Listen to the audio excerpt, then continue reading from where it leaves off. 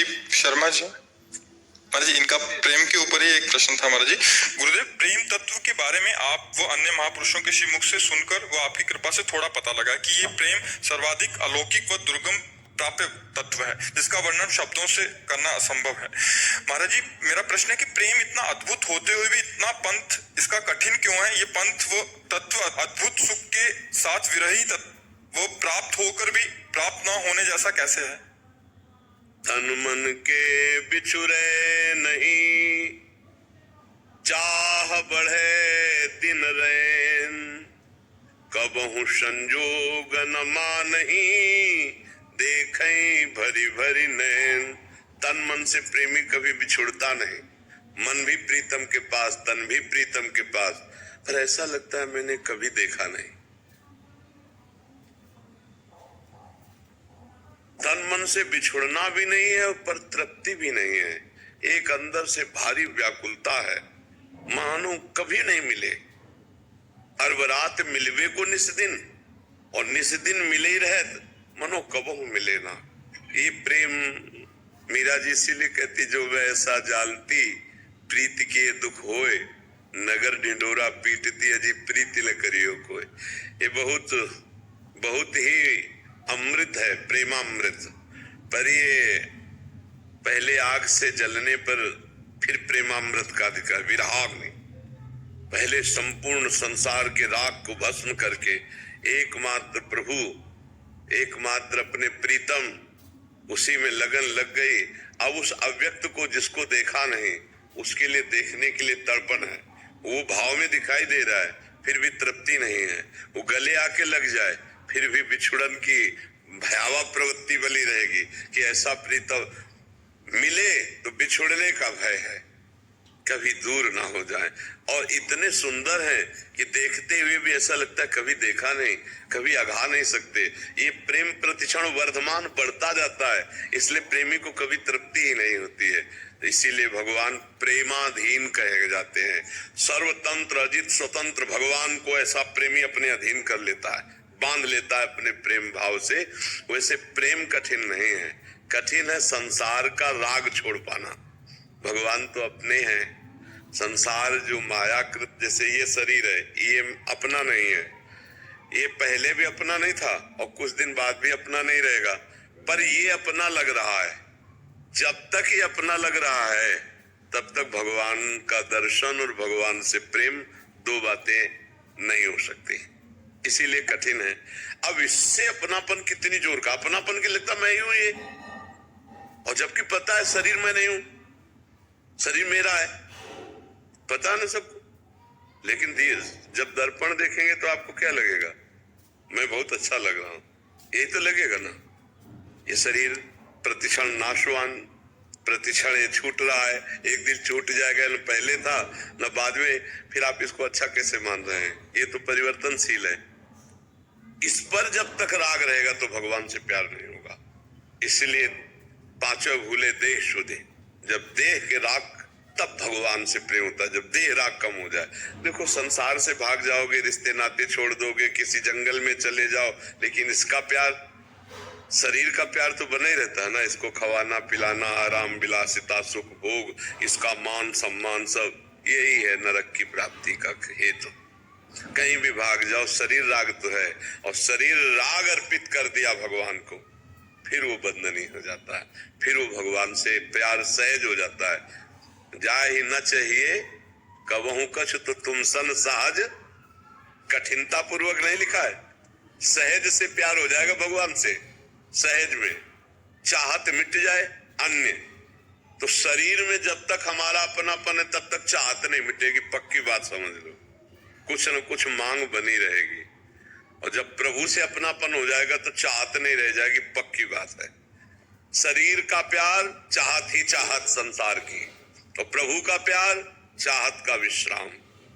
केवट जब प्रभु के चरण पकड़ रहा है, पा गया, तो क्या कह रहा है? अब कछुनाथ न चाहिए मोरे, नहीं चाहिए प्रभु से अपनापन, प्रभु का प्यार नहीं चाहिए अब कुछ। और शरीर से अपनापन, शरीर का प्यार मरते दम तक चाह नहीं मिटा सकते, नहीं। अगर भगवान से प्यार हो गया तो 5 वर्ष का प्रहलाद, 5 वर्ष के ध्रुव जी, कितने बड़े बड़े महापुरुष हो गए। भगवान के प्यार केवल से छोटे छोटे बालक त्रिभुवन विजेता को परास्त कर दिया। त्रिभुवन विजेता हिरण्यकश्यप परास्त हो गया 5 वर्ष के प्रहलाद जी के आगे। भगवान की भक्ति, भगवान से अपनापन, भगवान से प्यार। प्यार कठिन नहीं है, कठिन है संसार और शरीर का राग छोड़ पाना। और ये राग छूटा कि अनुराग प्रभु से हो जाएगा। और जब अनुराग हो गया तो उसकी मस्ती क्या कहना। सोचो, यहाँ का कोई बड़ा पदाधिकारी आपसे हाथ मिला ले, वो कभी फोन न उठाए आपसे, पर आप गर्व में फूले रहेंगे, नहीं फूले रहेंगे कि अमुक पदाधिकारी हमारा, वो अखिल कोटि ब्रह्मांडों का मालिक कह रहा है, अनन्यश्चिन्तयन्तो मां ये जनाः परिपासते तेषां नित्याभियुक्तानां योगक्षेमं वहाम्यहम्। हमें विश्वास नहीं हो रहा, हमें फूलन नहीं हो रही। कहाँ फूलन हुई?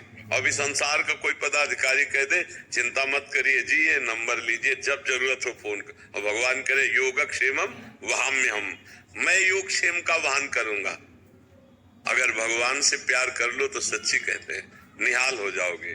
तो बोले दिखाई नहीं देते हैं ना, तो देखो, जैसे हम अपने असली पिता को नहीं पहचान सकते, माँ के बताए हुए वचन पर ही हम विश्वास करते हैं, नहीं करते ना। माँ कहती है तुम्हारे पिता जिस दिन से कहा हमें कोई संशय नहीं हुआ, और हमने मान लिया ना, तो हमने जान लिया ना अपने पिता को। अगर माँ ना बताती तो त्रिभुवन में कोई दूसरा ऐसा नहीं जो हमें बता सके मेरा पिता कौन है। असली में पिता का परिचय केवल माँ जानती है। ऐसे ही भगवान का परिचय गुरुदेव जानते हैं। अगर गुरुदेव के वचनों पर विश्वास हो जाए तो जैसे माँ के बताने पर पिता का परिचय हो गया, ऐसे गुरुदेव के बताने से इष्ट का परिचय हो जाएगा, भगवान का परिचय हो जाएगा। जो गुरुदेव नाम देते हैं, जो मंत्र देते हैं, जो उपासना देते हैं, हम अपना चित्त उनमें जोड़े, बस फिर आनंद का अनुभव हो जाएगा। प्यार कठिन नहीं है, कठिन है संसार का राग त्यागना। भगवत प्राप्ति कठिन नहीं है, कठिन है भोगों का त्यागना, कठिन है शरीर से अपनापन हटाना। और ये हट गया तो भगवान तो अपने ही अभी भाग पड़ेंगे। हम कहीं बंधे नहीं है, हम अपनी भावना से बंधे हैं। अपनी भावना को फैलाते जा रहे हैं तो बंधते चले जा रहे हैं। ये पत्नी, ये पुत्र, ये जीजा जी, ये मौसा जी, भावना फैलाते चले जा रहे हैं। और भावना समेट कर भगवान में लगा दें, अभी भक्त हो जाए। संसार में लगा दिया तो संसारिक हो गए। प्यार करना भगवान से कोई कठिन नहीं है।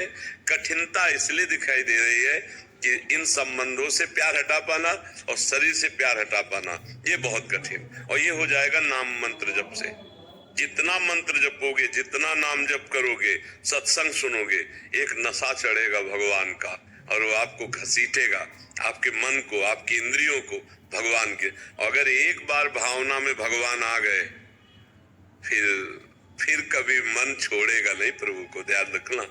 एक बार इतने सुंदर, इतने कृपाल, इतने बलशाली, इतने महिमा में मेरे प्रभु, फिर तो झूम पड़ता। तभी भक्त नाचता है, कभी अट्टहास करके हंसता है, कभी रोता है, कभी नाचता है, कभी समाधिस्थ हो जाता है। ऐसे प्रभु का आनंद मिलता है। तो नाम जप करो, भगवान के लीला चरित्र सुनो, सत्संग सुनो, कोई गलत आचरण मत करो, दूसरों को दुख देने वाली क्रियाएं न हो, तो धीरे धीरे हमारी चित्त वृत्ति भगवान चुरा लेंगे। भगवान का एक नाम है चित्त चोर। वो अपने भजन करने वालों के चित्त को चुरा लेते। जो अभी मन चंचल है ना, इधर उधर भागता, भागने तो तुम चिंता मत करो, तुम भजन करो। वो चित्त चोर ऐसे इसको चुरा लेंगे कि ये कहीं जाएगा ही नहीं, पंग हो जाएगा। पर रोते रहोगे, रोते रहोगे, आनंद की उमगन में रोते रहोगे। इसलिए नाम जप बहुत जरूरी। नाम जप और सत्संग और अपने आचरणों को पवित्र रखो। जितना पवित्र आचरण रखोगे उतनी ही परम पवित्र वृत्तियां उठेंगी, और परम पवित्र वृत्तियां ही परम पवित्र भगवान की तरफ हमको आकर्षित करें।